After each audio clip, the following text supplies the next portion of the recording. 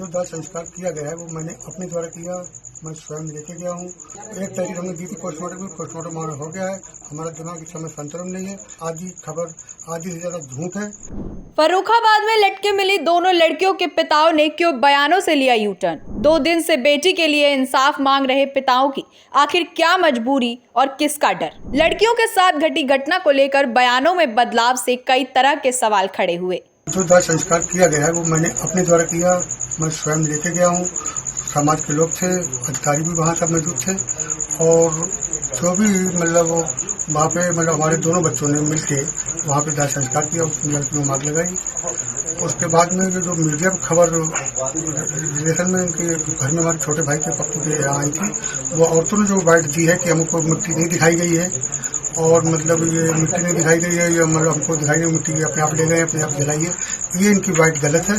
जो मीडिया वाले चला रहे हैं ये बिल्कुल गलत है और हमने कोई तहरीर नहीं दी है। जो पुलिस हमारी मुकदमा को लिखे, 1 तारीख हमने दी थी पोस्टमार्टम में, पोस्टमार्टम हमारा हो गया है। हमारा दिमाग इस समय संतुलन नहीं है। हम विचार कल सुबह संतुलन होके कल जब हम FIR दे सकते हैं रिपोर्ट रखने के लिए, अज्ञात में जो भी होगा जैसा होगा। और उसके बाद में हमें आप लोगों से कोई शिकवा नहीं है। जो मीडिया चला रही है आधी खबर आधी से ज्यादा झूठ है। ये है फर्रुखाबाद में मारी गई लड़कियों के पिता, जो कह रहे हैं कि पुलिस का कोई भी दबाव नहीं बनाया जा रहा।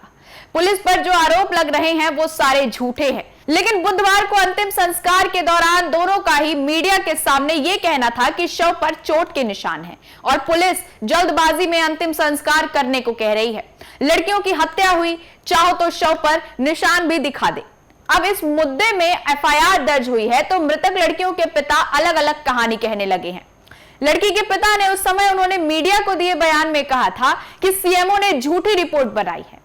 इसी के साथ उन्होंने दोबारा पोस्टमार्टम कराने की मांग भी की। कहा कि भले ही उन्हें 8 दिन और इंतजार करना पड़े, वो अपनी बेटी को मिट्टी नहीं देंगे। फर्रुखाबाद में 2 दलित लड़कियों की मौत की गुत्थी लगातार उलझती जा रही है। रिपोर्ट के मुताबिक जहां एक और 3 दिन बाद इस केस में नया एंगल जुड़ गया है और गांव के ही 2 लड़कों के खिलाफ FIR दर्ज की गई है, जिनके नाम दीपक और पवन बताए गए हैं। तो वहीं दूसरी ओर लड़कियों के पिता, जिन्होंने खुद अपने ही बयानों का खंडन कर दिया है, कहा कि उन्हें प्रशासन की कार्रवाई पर कोई आपत्ति नहीं है।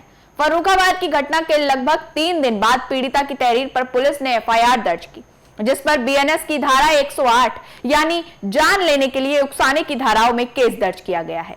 पीड़ित परिवारों ने दीपक और पवन के खिलाफ नामजद FIR दर्ज कराई है। लेकिन सवाल यह है कि आखिर दीपक और पवन है कौन। रिपोर्ट के मुताबिक गांव के ही दीपक और पवन पर नामजद FIR की गई है।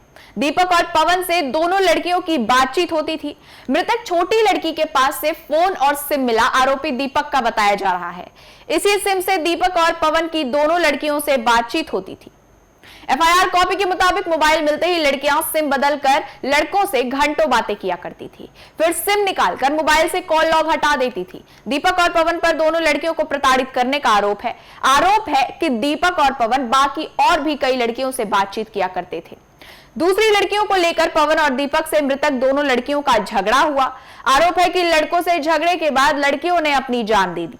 विदित है कि जन्माष्टमी की प्रातःकाल को पुलिस को सूचना प्राप्त हुई थी कि थाना कायमगंज के भगवतीपुर गांव में एक वृक्ष से 2 लड़कियों के लटके हुए शव बरामद हुए हैं।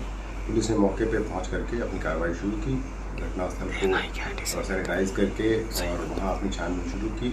परिवारीजनों की मदद से शवों को उतारा गया और फॉरेंसिक टीम को बुला करके वहाँ पूरी जांच पड़ताल की गई। बाद में पंचायतनामा भरने के बाद शवों को पोस्टमार्टम के लिए भेज दिया गया। पोस्टमार्टम की रिपोर्ट जब आई, जो पैनल से की गई थी विशेषज्ञों के द्वारा और इन कैमरा की गई थी, उसके अध्ययन से ये स्पष्ट हो गया कि लड़कियों के द्वारा ये आत्महत्या की गई थी।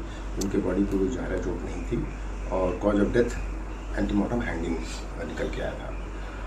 इसके बाद में पुलिस ने अपनी जांच पड़ताल शुरू की कि उनके द्वारा आत्महत्या क्यों की गई, परिवारियों से वार्ता की गई और अल्टीमेटली इस घटनाक्रम का खुलासा करते हुए इसमें पुलिस ने 2 व्यक्तियों को गिरफ्तार किया है जो उसी गांव के रहने वाले हैं।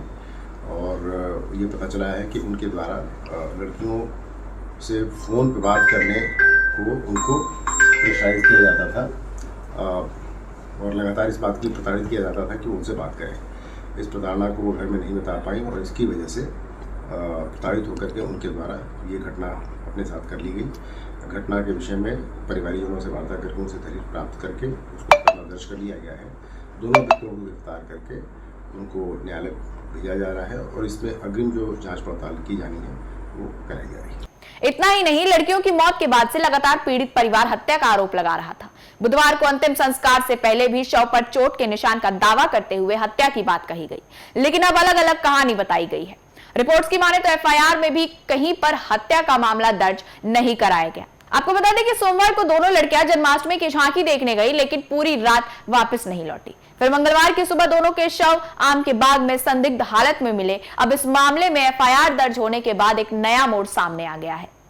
हम हैं देश के दिल, उत्तर प्रदेश की धड़कन, उत्तर प्रदेश टाइम्स।